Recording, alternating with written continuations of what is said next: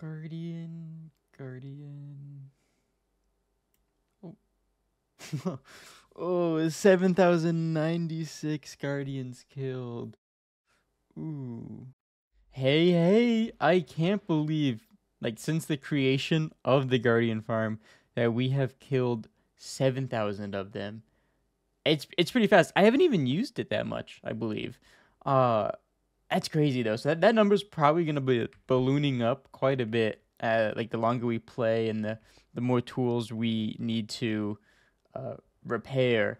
So I'll probably like try to keep tabs on that every couple of episodes. I think it would be cool to track. But welcome back. It's been a little bit longer than I would have liked. I haven't been able to record, but I have been able to get some work done, as you can tell. Let me actually fly back up there. I didn't mean to jump down so soon. But yeah, look at this. I've moved all of the farms we had up here down below. So this area is a lot more cleaner, except for the chest monster or the shulker box monster over there. They're not rendered in, but you can see the shadows of them. And I believe it's grown a little bit too. Yeah, so we got to get working on that. Won't be in today's episode, but probably very soon. I have an idea for what I want to do with it. I've kept two farms up here though, and that is the bee farm and the sheep farm, and they have both gotten upgrades. And we also have some wild sheep roaming around here. So a little bit of friendly wildlife, I should say, because before that it was either hostile mobs at night and slimes all the time. So many slimes. And there's still a lot of slimes. And I don't know if we're going to fix that, which is sad, but it's okay. Yeah, like that one right over there. Hopping around all happily. I get them a lot. But yeah, so let's just hop right into it so I can start giving you guys updates, and it starts raining immediately. I just slept before that. It was starting to get dark out, and I'm like, oh, you know what? I'll sleep, make a day. And that happens. Oh my. Oh, that's a thunderstorm, actually. Wow. Huh. But yeah, so if we go over here, I'll probably talk about the sheep farm last because it is the most incomplete. But let's start with the bee farm. It's still not done, but it has a building. It has a roof, which is a pretty good improvement. And I don't it's definitely not done on the outside. I've done a little bit of texturing, and I think I'm going to be touching it up. I kind of want to let it sit for a little bit and get a feel for how it looks. I think my two main blocks are going to be the bone block and the mushroom stem. I like how they go together, and maybe doing some like accents with diorite and calcite. But I have a plan for how I want to do the accents. I want it to be around these rocky um boulders maybe that are around the base, because I've done a little bit of landscaping. I've made this area flatter. I've put some grass down over there for the sheep farm, and I'm gonna cut away some of this hill to kind of make a better entrance for our farm area down below. You can probably see it from this angle best because it's a larger rocky like outcrop kind of.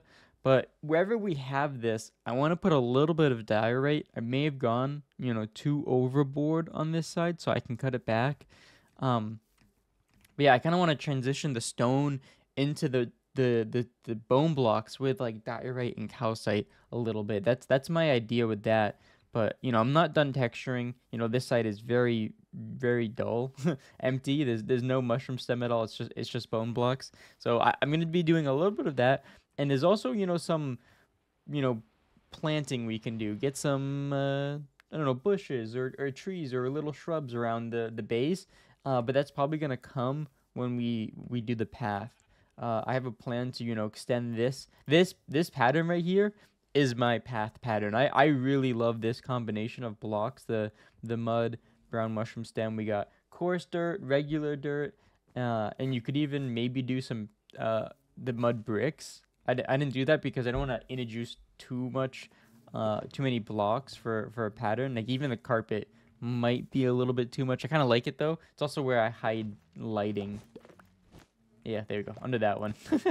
There's a few more around here. But yeah, so this is the bee farm building. I really like it. I put some rafters up there near the roof, and I think the inside is almost done. I need to hide some more lighting. I just put these up here for now because it was a little dark, but I would like to hide these, you know. But I can do that, you know, later. But yeah, so this side, I have it split. This side is doing the honey bottles, so I can make honey blocks. And then over here is doing the honeycombs so that we can create the beehive block for, probably for flooring. I don't know if people really use it in walls. We did use it up there a lot. So now that we have more beehives, I think previously I only had 3. And what I did was in the dispenser, I did 6, like, well, let me break this. 6 slots of bottles and then 3 slots of shears, and it was kind of random. It would randomly do bottles or the shears for the honeycomb. But now that we have like a dedicated side for each, it is a lot better, and we've, you know, increased our output. We're getting a lot more, which is very nice. The redstone, super simple. If you don't know, it's just a comparator, you know, that is pointing from a block, but it can pull from the beehive still. And I think it's 5. Once it hits a signal strength of 5, it will trigger the dispenser that is connected to this block, which will have it either put it in a bottle or shear it for the honeycombs. And it'll also allow the bees to start, you know, producing more honey again.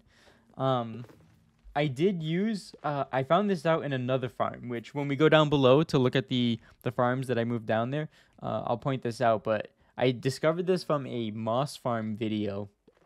It's a really simple way to move items up a dropper train, and what it does is you just, you know, check for any items going into the bottom dropper, and there's a sticky piston right below this observer, and what it does, it'll extend it, creating a observer clock right here at this level, and then you just use observers and note blocks to, you know, carry that up if it's a pretty high tower you want it to go up, or, you know, this one was pretty simple. You just needed a little extension for this last one, because I believe this hopper or this observer will power these first 3, I believe. Don't quote me on that, but you just heard it go off with this one. Very nice. Actually, maybe we can simulate it a little bit if I just throw 2 honeycombs in there. You saw that pop up a little bit, and then we have 2 honeycombs down here. Yeah, really, really cool. I like it. But yeah, let me know what you guys think about this design and how I'm doing so far with the texturing. I'm going to be doing more work, more touch-ups on it, though, so this isn't the final form. But this build did get inspired from one of B-Dub's videos that came out recently. He did a very similar design for his bamboo farm. I think it's smaller. It's a smaller circle. I had to extend it a little bit to fit the bee farm and also some storage for it. But yeah, I took some inspiration from that, and I'm using slightly different blocks for the roof and the walls. But yeah, I really liked what he did, and I wanted to add it here because I believe in the second episode, maybe the first one, I talked about my plans for this area, and that was, you know, once we had all the sand removed and the glass walls up, and we could start, you know, building kind of like a city here on the surface or the ocean floor. And what I did after that was move all my farms below the ground. So you know, I wanted to make the bee farm and the sheep farm the start of some buildings up here, instead of moving them down below too. So yeah, that's kind of where I'm at, though. What's left is the tree farms, or not the tree, not really farms. They're just more, you know, planted saplings. I don't know if I'm going to move these anytime soon. I mean, it's a lot of work to dig out an area down below. So I'm probably just going to keep them up here, or maybe, you know, I could go to, you know, a land mass that's nearby and just, you know, level that and just use that as a tree farm. But, you know, right now I'm happy with them, and if I need to move them out of the way for a building, you know, I can do that. All right, so we're down below, and I got a lot to update you guys here. I think first up is I extended this a little bit because I wanted more bamboo shoots, and I also added a little fire at the end because I was leaving this running constantly, and I wanted a way to destroy any extra bamboo I got so it wouldn't cause lag, because this thing can output quite a bit of the bamboo shoots. And then what I ended up doing was installing a very simple on and off switch. So the farm's currently off. By this lever will keep this trapdoor, in one position, either open and closed. And no matter how many times this switches back and forth, it won't, toggle it. So that's very nice. And then if I ever need anything, I can just flick it off. I can also extend that lever to somewhere over here by the entrance. So I don't have to, climb behind it. But yeah, so that has an off switch. Nothing new with the pumpkin and the cactus farm, but they've been running a lot, and I have quite a bit of them, which is very nice. I'm loving that. I did switch out the floor and the idea I had for the floor on the walls. I'm gonna go with that mud and the brown mushroom stem and coarse dirt palette. I'm really liking that, and I'm really liking how it looks with the jungle wood. I think it's a really good combo. I didn't switch out the trapdoors yet. I mean, they don't look awful, but I think there's something better we could do. But for right now, it's totally fine. I haven't really experimented with any of the building because I've kind of just been prioritizing moving the farms and getting them into position. And then we can figure out, how we want this room to look. One thing I did, choose to do, and then a choice I made, and I really like it, is previously the floor was going to be like the same height. It was just going to be flat and, one dimension, so to say. And it was going to make it feel lackluster down here. But what I've done is I've kind of made variations in the floor, and I really like that because I think it's going to make this place feel and look a lot better once it's all done. So, there's a step down here. You go over here, there's multiple steps down for the storage right here, and there's also going to be another pathway down here that's going to lead to like a flower farm area. I'm going to make like a lot of zero-tick flower farms for dyes or flowers, whatever I want to use them for, at that other end. But if you go back up over here, you'll see the floor goes up one right here, and then it's going to go up one again because we have to cover this little bit of redstone sticking out here. And so I think once it all comes together, it's going to make it feel really nice, and it's not going to be so, one-dimensional underneath. And I'm also going to raise the roof in areas too, so that will also add to the effect. But let's start talking about some of these farms, though, because I added quite a few. I think this is all of them right here. The first farm I built was a moss farm for moss and bone meal. Something I didn't show you guys up above is I've covered all of the glowstone we had in the flooring with moss carpet because we just have so much of it now. It's very, very easy to get, and we also have a ton of moss blocks if we need to craft any. And we also, this farm is like self-sustaining. Ooh, a little bit of lag there. It splits the drops. This half will go into our item sorter, and this half will go down into harvesters, or are these harvesters? I'm blanking. I might have said the wrong name. But yeah, they'll come down here, get turned into bone meal, and the first couple will go back into the system, while the others I was branching off into this double chest because I didn't have the other farm down there that's a lot larger. So I was like, these three will, power all of my zero-tick farms that need bone meal. I quickly realized that it wasn't going to be enough, and that's why we have that monstrosity down there. But we'll get to it. Yeah, so this is, kind of nice. It has an on and off switch. Let me just turn it on. You guys can kind of see it in action a little bit. Yeah, very simple.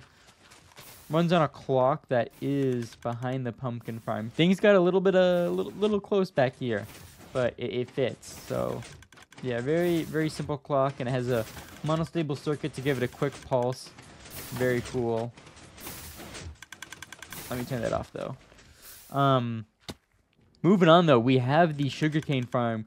A theme I tried to do with all of my farms, including the sheep and the bee one, was when I moved it and recreated it or made it, autonomous. I wanted to make it larger. I wanted to make it have a higher output than what was on the surface already. And so I think it did pretty well with the sugarcane farm. It runs on a daylight sensor clock, so every time it's day or night, it'll trigger the pistons to extend. and it's pretty good. So I think it comes out to about a 10-minute clock for that. Every 10 minutes or so, give or take a little bit, it will trigger. And we have, already a double chest full of sugarcane. So it's going pretty well. Something new I've added, though, is this little guy right here, which is a mud machine, which this has been a lifesaver. I have quite a bit of mud in here, and I've already used quite a bit of the packed mud for flooring. Oh, this is so much better, guys. Previously, I was doing it all by hand. I would like lay out a row of dirt, come by with water bottles, and then mine it up. But this guy, oh, this guy's great. I can demonstrate it real quick. So this is the double chest that will feed, this dropper, because what happens is when you place and mine a mud block, it will throw another dirt block out. So it's kind of self-sustaining as long as you have the dirt in the system. And then this shulker box is what I was using to carry some dirt back. But it works with your hand, a stone shovel, or, an iron shovel if you want it to be fast, or you can AFK here overnight. Maybe set up a new system that will throw out like a iron shovel at you when it breaks. But yeah, so let me put this in my offhand. Oh, actually, you know what? I think I need another one. I'll just put this whole thing.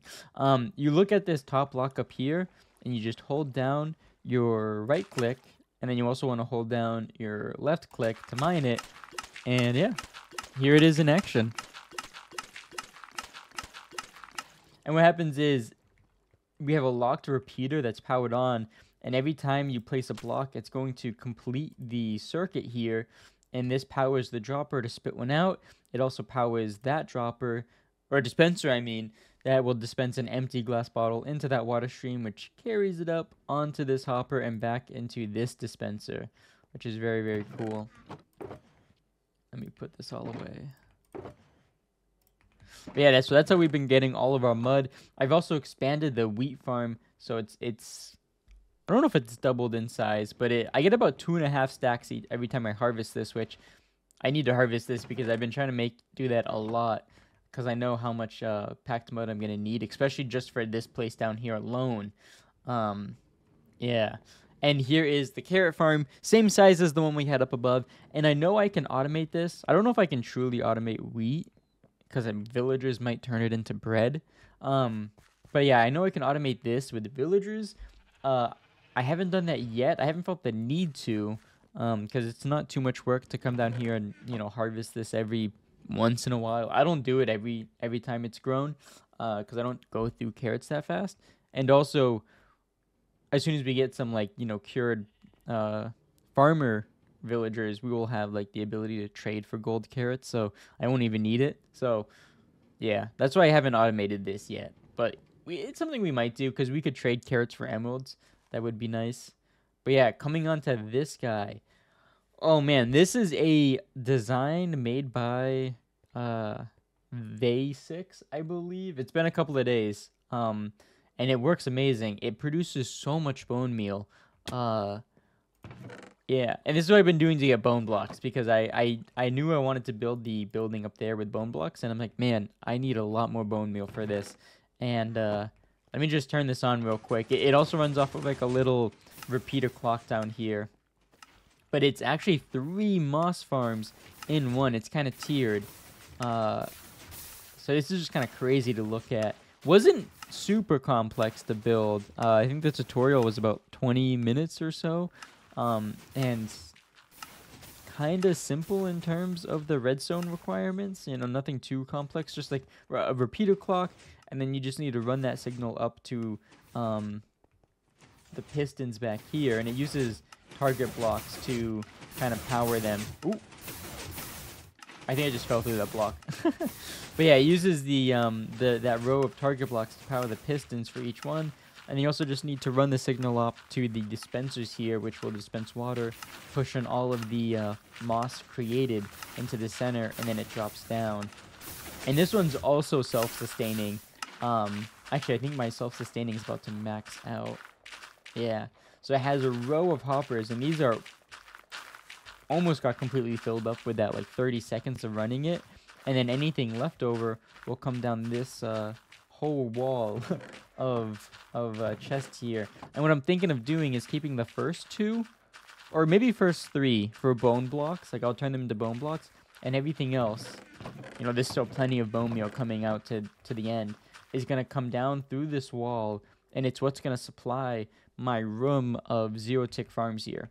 It should be able to fill everything up pretty easily, and then after that, you know, I'll probably have another storage at the end of that, just for overflow, in case you know, I don't run the farms that much, so they're filled up with bone meal, but I'm running this one a lot.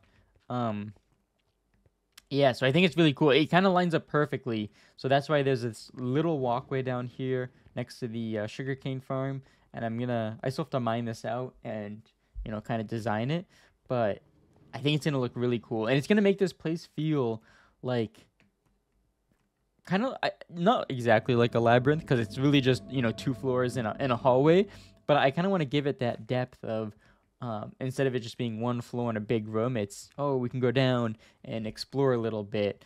But as I was walking through here earlier, this is where I got my idea for the storage room. So I moved the beacon down a little bit because I wanted to kind of make a floor right here for us to walk on, so there's not this big hole. And that was before I had this idea for the hallway. So I think I'm going to move this beacon down even more, so it's further down, and we do a floor at this level, and we can, you know, maybe extend this a couple of blocks. But this is where our storage room can go, is right in here. I think that would be really cool, and maybe we'll leave that part open, so when we drop down, we can either go onto the first floor for any of the farms if you want to grab maybe a, you know, stack of pumpkins real quick, or some moss, or we can drop all the way down into our storage room and grab anything we need. Yeah, so that wraps it up for the farms down below. Don't wanna bore you guys too much, but if you have any questions about, you know, anything I just went over, feel free to comment below, and I will help out as much as I can. But the last thing I want to talk about in today's episode, I don't know if we're gonna get any work done, but I'll definitely get work done before the next one, is the sheep farm, because this is like a first for me in the decade plus that I have played this game. I've never made a, you know, dyed sheep farm, and here it is. Here it is now. This is so cool. So I had 3 white sheep, I think. Yeah, right over here. I had 3 of them set up, and they were just, you know, producing wool, but I didn't have, like, I still don't have a dye farm, so I wanted a way to reliably get colored wool, and, you know, so I made a dyed sheep farm, and this is so cool. The design for how it gets harvested, in case any of you don't know, it's super simple. I kind of have it set up here, but this isn't fully correct. Imagine the note block is a grass block with a hopper minecart in it, which you can see right here. And how you achieve that is you place a rail down. Actually, do I have anything? I don't. You place a rail down, you place the minecart on top of it. Hopper minecart. Make sure it's a hopper minecart. On top of it, and then you break the rail, and you use a piston to push a block into it. And, you know, make sure there's blocks surrounding it. So say this block was where the minecart was. You know, put a piston right here, a block you want to push into it right here, and then you'd power it, so then this block moves into there, and the minecart is inside of it. And if it's for a sheep farm, it needs to be grass, because that's the grass block they eat. But yeah, that is this block, and this contraption, this note block, represents the grass block with the hopper minecart in it. And then you have not a comparator, an observer that is looking into that block, because we need to detect when the sheep eat the grass, because eating the grass causes a state change, and it will send out a pulse, activate this, you know, redstone dust, which then, I mean, this says dropper, but it's supposed to be a dispenser. It'll activate the dispenser with shears in it, and it will shear the sheep, which is very cool. And then you basically just wait for the grass to grow back and the sheep to eat it. And, you know, it's an endless cycle. Very, very cool. But the reason these are a little bit more complex is because we also, like, these chests are just placeholders. We don't want it to be chest underneath it. You'll probably notice I had some, you know, rows of chests here in the beginning, because I want to sort the wool down here at the entrance, which is this area right here. We got some backup sheep in case we need to replace any, but my plan is to walk in through this gap right here, and go up to a chest here, any chest or any wool that I need. I can just grab it and then leave, and then if I want to walk down this hallway, I can, but it's not a very important thing. So what my plan is, we're gonna replace these chests with a little like automatic dropper detection, which is built off of that design we looked at in the bee farm, which is also used in, I believe it's used in the sugarcane farm and the first moss farm. I use that same exact dropper tower design. So what we do, my first iteration was this one. Ignore this second one. This is my first iteration, but it has a flaw. But how it works is we have a comparator that's checking the hopper, and it just, if an item passes through, it will extend the sticky piston, completing this observer clock, which will power this dust, which will power this dispenser. So it has simulated, right? Let me just I'll put 7 in here. There we go. And we got all 7 out. Works perfectly. So you're probably wondering, what's the flaw? This is supposed to start with the sheep eating the grass, which creates a quick pulse. So what happens is if I click on this note block, it will kind of simulate a sheep eating grass because it's just a quick state change. You'll see that it's too fast for the sticky piston. It actually leaves the observer, and just to prove it to you guys, there you go. You can see the slime on it. It leaves the observer down below, which then creates this clock. And I'm trying to not have this sound going all the time when we don't need it.